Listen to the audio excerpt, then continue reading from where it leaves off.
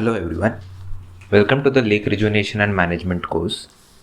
This is a collaborative initiative by Bangalore University, Friends of Lakes, Biome, and ATREE. The purpose of this course is to educate citizens on lake rejuvenation, covering both engineering and environmental aspects.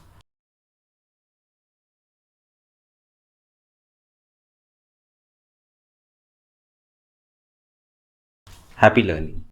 Next speaker is Dr. Shivkumar Magada.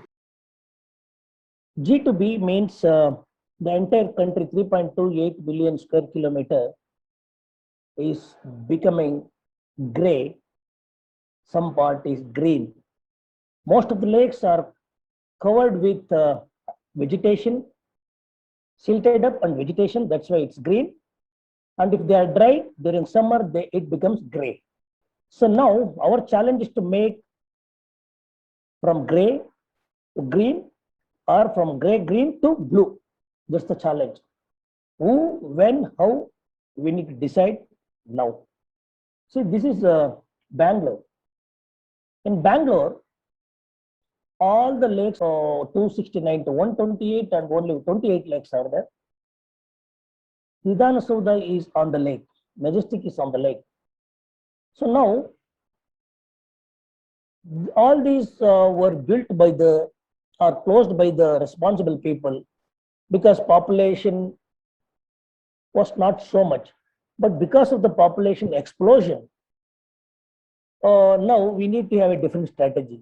Those days, they might have taken right or wrong, that's not the issue now. We cannot continue to close the lakes. Many lakes have been filled up, and they have developed the apartments, layouts. So indicators are consciously ignored. They're all the fine indicators, and we know the science, we know the strategies, we know the cost involved. So now crores and crores of rupees invested on wrongdoings.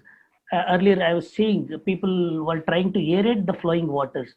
When you don't give the contact hours, definitely even the nascent oxygen or the algae or the chemical agent will not work. If you don't give the sufficient contact hour for the chemical agent to work on said pathogen or said chemical. So you need to understand the entire biomass in an undisturbed situation. Hypothetically, you have to understand the actual biomass which a particular lake can sustain, and ecological efficiency and pyramid of energy flow. So ultimately, the principles of lake management cannot be written in indelible ink. Each of the lake we need to come out with different strategy.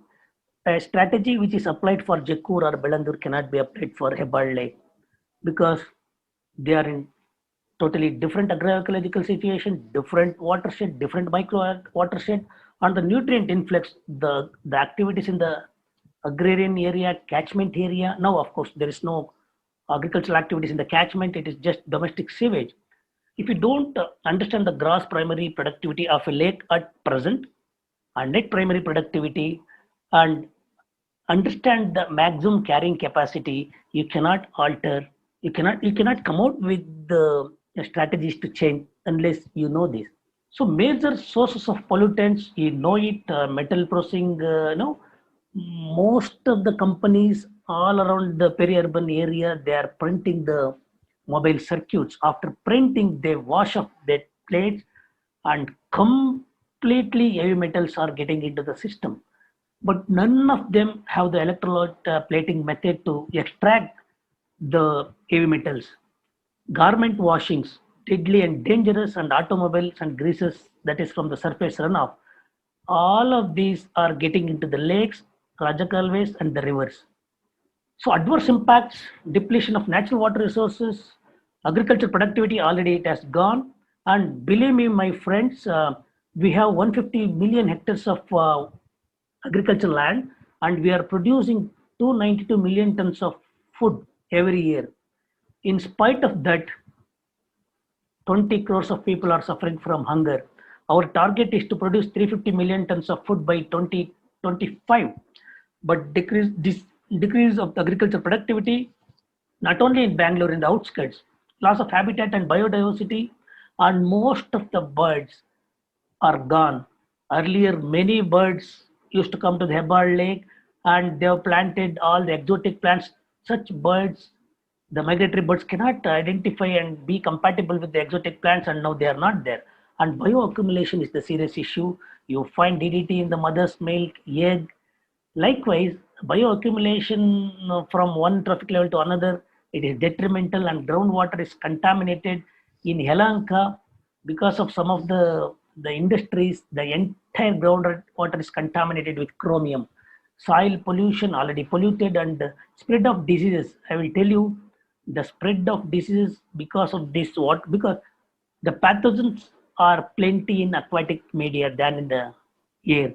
So spread of disease is very fast through liquid media, and occurrence of new disease. I will tell you very soon, like because of the endosulfan, some of the reasons the kids are, they're born with the many ailments. Likewise, even in Bangalore, the kidney problem, liver problem, and other ailments will become a serious issue, and eco balance is affected. Or I will tell you the another new concept. Most of the lakes were polluted even in African countries. One of the person who has invented this straw to drink, drinking water straw. By the time water travels through this 1 feet gadget, it filters. So maybe very soon we may have to use this. So what we can do now?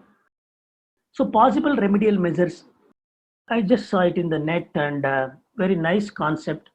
All our drains should be, fitted with this kind of nets so that we can collect all the plastic waste. Silt trap is must, and see, simple structures. I have not seen these types of filters at the drain. Very simple structures will solve the major issues, and these we need to tell the BBMP and such other public work department to have the simple drainage system and periodic cleaning of these drains. And this is the phytoremediation strategies using Eichhornia, Pistia, and there are some grasses where the roots will go 3 times, 4 times longer than their height.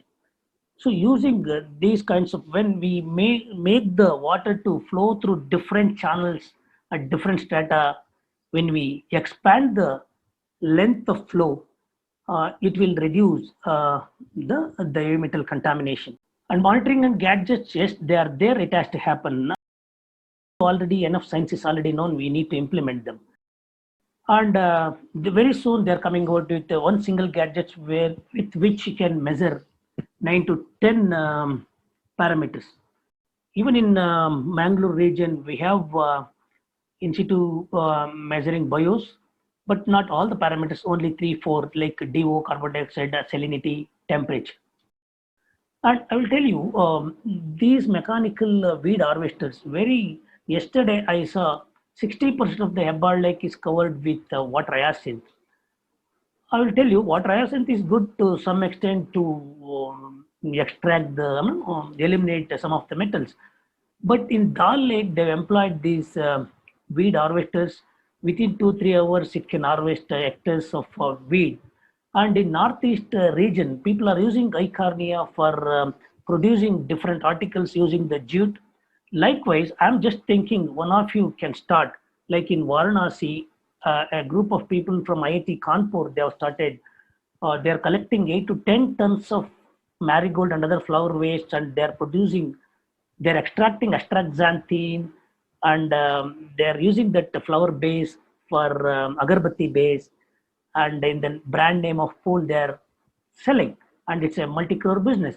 Likewise, if one of you can harvest these water hyacinth, pistia, and other floating subbud weeds, you can prepare compost. Compost is 12 to vermicompost I'm talking about, 12 to 15 rupees, and or you can copy the good things from Varanasi people, use this as agarbatti base, or produce some of the articles like the Northeast people are doing.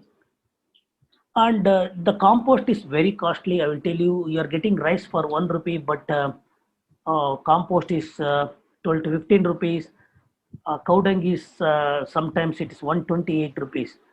So likewise, you can compost it, sell it, or you can use it as agarbatti base. So this is what I was referring to. Using the waste in the lake, you should be able to sell water hyacinth, which is with flower, in a nice ceramic bowl. Make the community to sell the flowers for 200 rupees, 300 rupees. I sold pistia for rupees 10 each. I used the button rose for arranging the welcome bowl, and I sold it at the rate of rupees 10 pistia. And pool, I told you in Kashi, people are recycling the entire flower waste and producing the agarbattis. And let us have very specific, without any specific objectives, measurable objectives, achievable objectives, we cannot change. And let's have the smart strategy to change the things. And it's not too late to be optimistic. Let's work together. Thank you very much.